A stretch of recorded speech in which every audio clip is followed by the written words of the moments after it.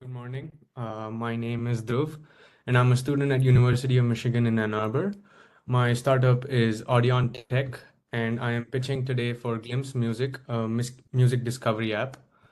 Next slide, please. So, streaming platforms like Spotify nowadays give us access to an almost unlimited collection of music.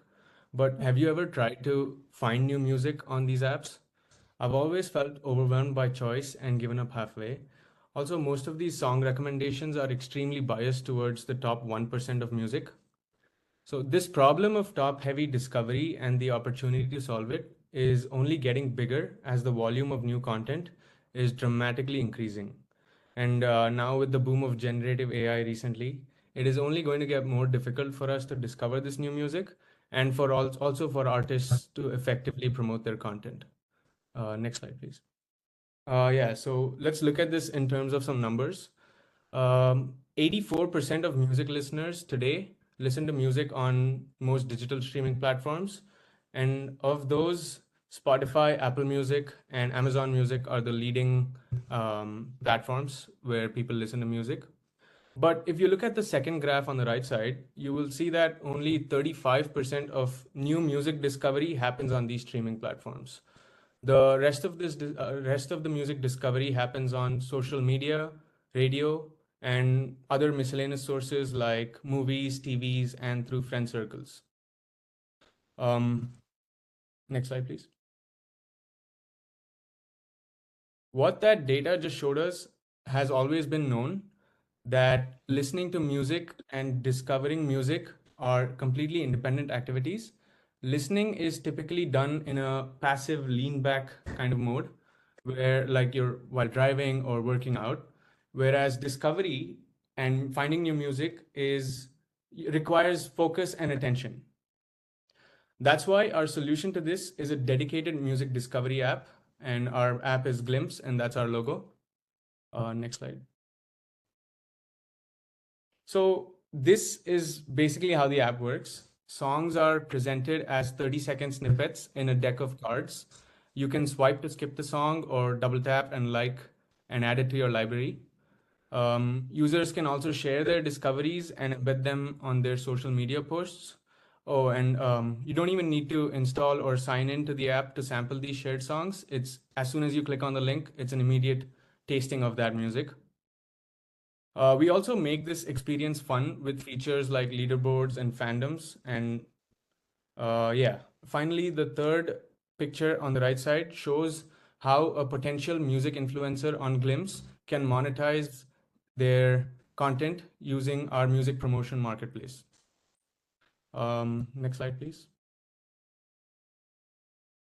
The picture below on the left side shows what exactly $1,000 can do for you if you are an up and coming artist on most streaming platforms today.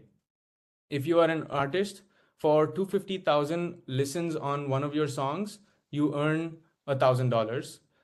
Whereas for promoting that song using paid marketing, $1,000 will only get you 200,000 streams. On Glimpse, we offer 1 million previews for the same $1,000. Also, those are some factoids. Breaking an artist today, on average, costs around $2 million in a major. Breaking an artist into a major market costs around $2 million. And then on the right side is just some a peek at the TAM and our target market. So the music streaming market in total is of $8.4 billion, whereas our target market, which is the promotions market, is just under $5.5 billion. And our projected revenue for 2025, I think that should be 2028, is $50 million. So, Uh, Dhruv, this yeah. is, as you can see, this is coming up constantly. The Mm-hmm. issue of total available markets is paramount. People cannot assess how big a business you can build and how fast you can build that business without a clear TAM model. And that TAM model needs to a bottom-up TAM model. So if I start kind of dissecting your TAM here, you're talking about the music streaming TAM, 8.4 billion, but You said it yourself. Most of this is the fat head. It is not the long tail. Whereas your Correct. business is the long tail business, right? Yeah. So we just went through this with the car rental scenario. The fat head is the big business. The long tail is a small business. So what is the long tail music streaming business? That's the only business that you will be able to crack into. You're not going to be able to crack into the fat head. That is Spotify, Apple, blah, blah, blah. That business is not where you're going to be able to crack into. So we're talking long tail. What is the size of the long tail music streaming business? That is one of the drivers of your TAM. Now, then comes the question, how many artists does that consist of, that long tail? And how many of those can pay you for promoting their streams? How much are you charging them? And based on that, you're going to have to come up with a total available market model. This is my first feedback that you absolutely have to address. You have no choice. You have to address this. I was actually thinking of that, and I was beating myself up when you were talking about it in the previous two presentations as well. Yeah, so you see, you learn from other people's case studies as well, isn't it? It's great. But now the other point here, I don't know if you have this later in the slides, because you're talking about 1 million glimpse previews is what you're going to offer for $1,000. Now, that means you need to tee up the consumer side. How are you going to get users? What is your strategy for recruiting users? What is that going to cost? Right. Yeah. Okay. Our strategy for recruiting users is we have a completely sign up less application where you don't even have to sign in, or it's a completely free app, and you can listen to music without having to sign up. That's our main unblockage of user onboarding. And on top of that, we are Find out about you. I mean, what? Yeah, so we are I don't know that you exist. Until you came to pitch it, I wouldn't know that you exist. And if you need millions of people to know about you, that's not a passive job, right? I mean, you can't just sit there and expect that they will find out somehow. They won't. So what is the strategy for people to know that you exist and that they should go download your app? You haven't thought about it? Yeah. All right. No, I have thought about it, but also we are a very early stage startup. But like you're answering your question, marketing in terms of approaching music influencers on already existing platforms and um, reaching out to these influencers to promote our content, as in embed our decks or playlists onto their app, onto their social media. And that was one strategy we had. And then also another one was So is this app done? Have you built the app already? no, we are very early stage. We have an alpha business, version. right? Sorry, can you say The that again? concept, not a business yet.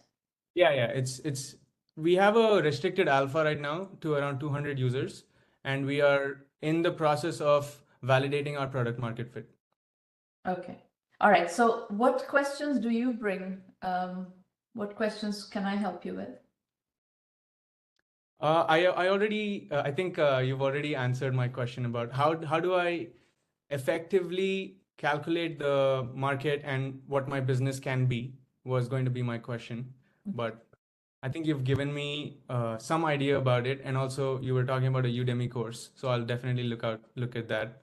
That's the Udemy course that I just referred to James is the two-sided marketplaces course. Right. Um, It somehow relates to us it's because kind of a two-sided marketplace, actually.